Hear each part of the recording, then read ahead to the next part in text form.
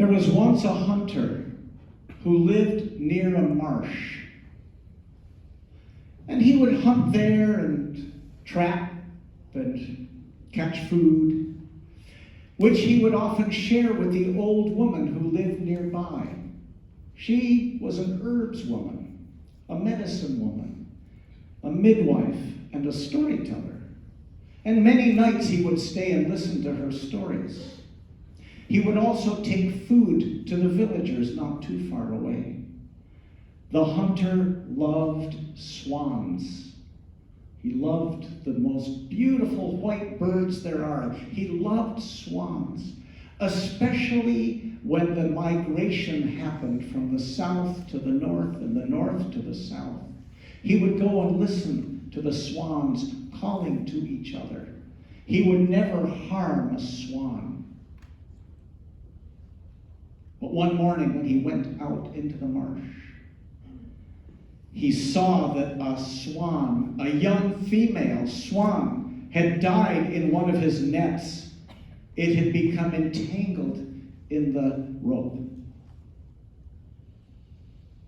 He bent down and he saw that it wasn't quite dead. It was simply exhausted because it had become caught. And he came over and he cut the netting and he picked up the swan in his arms and he said, "I'm so sorry. I would never harm a swan. I'm so sorry you got trapped here. I will take you back and nurse you, and one day you will fly again. I am sure of it. One day you will fly again." It didn't seem strange to him that he was talking to a bird. And he carried the swan so gently all the way back across the field until he came to his lodge, his house. And he took a basket and he filled it with soft grass. He put water nearby and he put food that a swan would eat. And he said to the swan, "You will fly again one day." And it seemed like the swan lifted up its head from the basket and began to follow him with its eyes around the cabin as he prepared food for his supper. And then he put away his gear, his hunting gear, and then he went to sleep. And the swan tucked its head beneath its wing, and the swan slept too. And in the morning, the hunter took the basket outside where he was sure it would be safe. Well, then he thought maybe a fox could take it. I'll bring it inside. He brought it back in. Again, water and food. And he set out to cross the field. And the swan lifted its head and looked out the window and saw the hunter crossing the field and going into the marsh. And when the swan saw that, the swan stepped out of the basket and stretched her white wings out as far as she could. The swan stretched out its wings and began to turn. And the swan began to spin faster and faster until it was a blur of white feathers turning and turning in the hunter's lodge.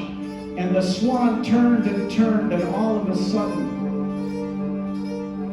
the swan became a woman, a young woman standing there.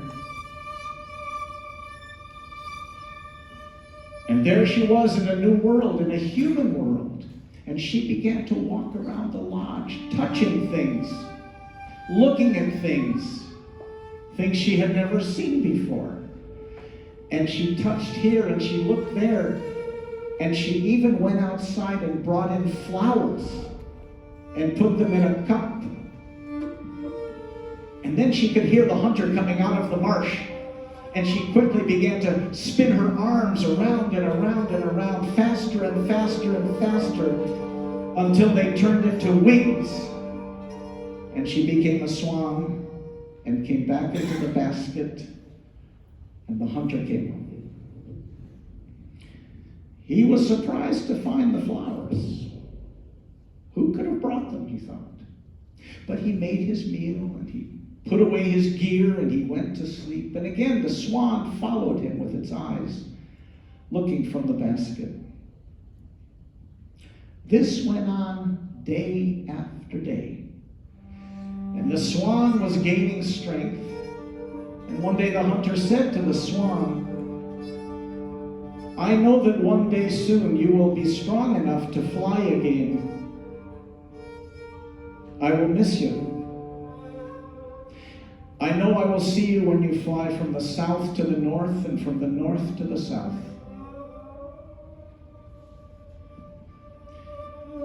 That day, when the hunter went into the marsh, the swan stepped out of the basket again, began spinning, the feathers in a white blur, all around, until it turned into a woman. And this time, the swan woman made supper for the hunter. And when he came back, he found food and more flowers, and he did not understand how this could be.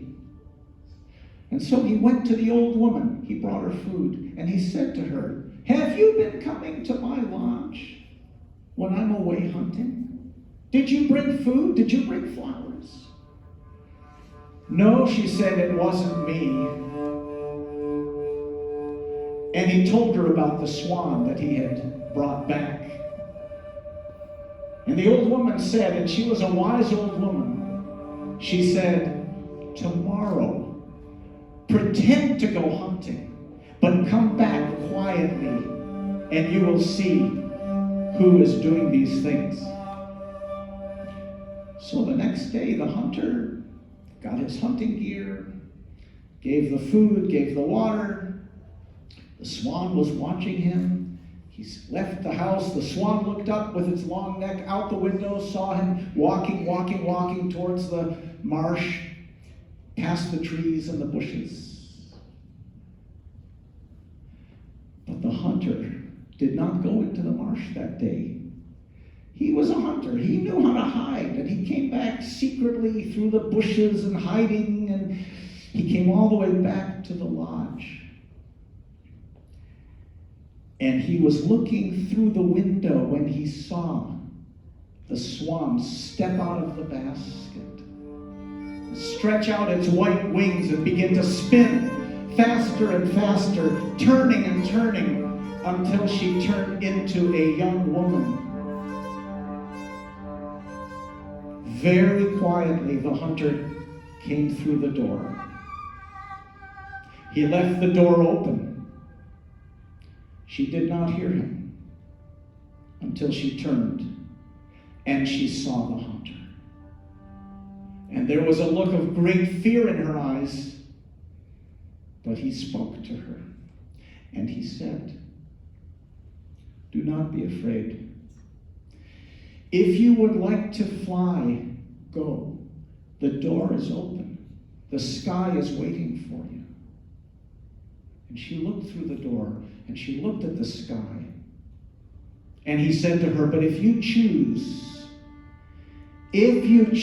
to stay, I will be a good man for you. I will be a good husband for you. And the woman who used to be a swan looked at the sky and looked at the man and began to walk towards him. And she opened up her arms and he held her. And she spoke her first words. In our language, she said, I will stay with you.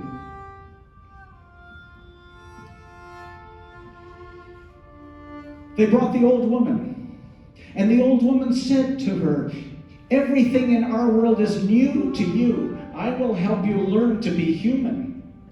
I will teach you. And it wasn't long before the swan woman and the hunter were together, and she became pregnant. She became pregnant. And it was the time of the spring migration when the birds are flying north. North. North. They're flying north. And the hunter and the woman were so happy she was pregnant. And all summer they were talking, and she was learning to be a human wife, and all was very good, and the old woman was over every day, and they were so happy. And in the fall, it was almost time for the baby. She didn't even notice the birds flying overhead in the fall migration from the north to the south. She didn't even notice. And then the baby was born, a little boy. And they were happy together that winter. They were so happy.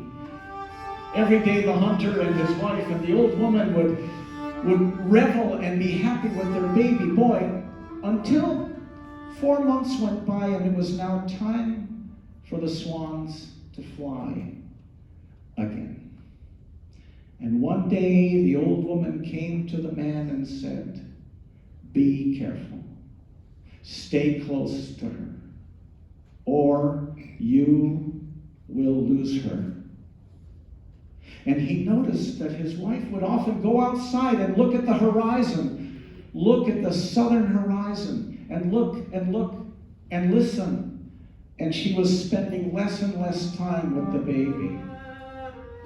And he understood he was in danger of losing her.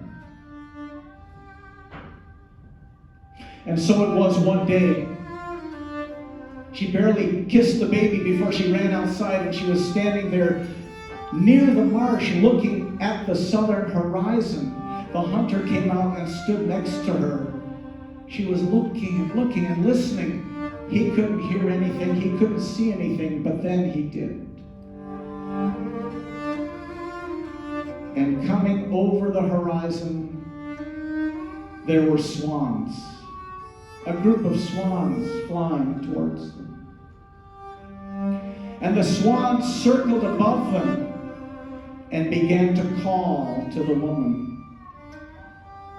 And it seemed to the hunter he knew what the swans were saying. They sang, "Come, come our swan kin, come away, over the clouds and far away. Leave this earthly life behind. You are our swan kin of the skies." He stood close to her, and he could hear her answer. She said, "I will not come and fly with you. To my husband and child I stay true." And he was so happy when he heard her say that. The birds flew off in a great cry of pain, but she kept looking to the horizon. And it wasn't long before 2 young swans came flying towards them. Strong, powerful birds, they came towards them and began to circle. And they called out to her and said, "Come, our sister, come away, over the clouds and far away." But again she answered, "I will not come and fly with you. To my husband and child I stay true."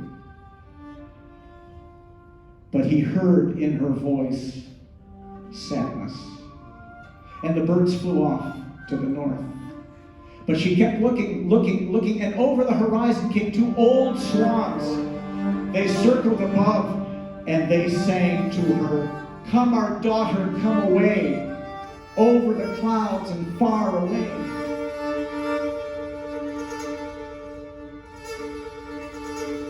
"I will not come and fly with you. To my husband and child I stay true." And all of a sudden he knew what he had to do. And he ran back to the lodge as fast as he could run. He ran as fast as he could run. For his very life he ran until he picked up the baby. And he ran back out to his wife standing there. He came out holding the baby. as she stood there staring and staring. She didn't even look at them. She didn't even look at the baby. He stood there holding the child, because over the horizon there came one more bird. A great young male swan. And the swan flew over them and said, "Come, my beloved, come away, over the clouds and far away. Leave this earthly life behind. You are my sweetheart of the skies." His wife did not speak. She put her arms out to her sides, and she began to turn. And she began to turn faster and faster, faster and faster, and the hunter didn't know what to do. He could not stop her. But as she was spinning, something happened. The baby laughed for the very first time. The baby laughed. The baby laughed in the hunter's arms. The baby laughed as it watched its mother spinning around. It had never seen a spinning mother before. And the baby laughed for the very first time. And she slowed down, and she stopped turning, and she faced the hunter and the baby. And he looked into her eyes. The hunter saw she was looking at the child as if from very far away. But the baby laughed. And she held her arms out.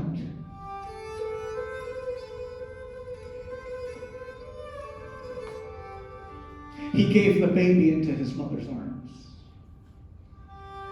Her eyes became unclouded, and she held the baby.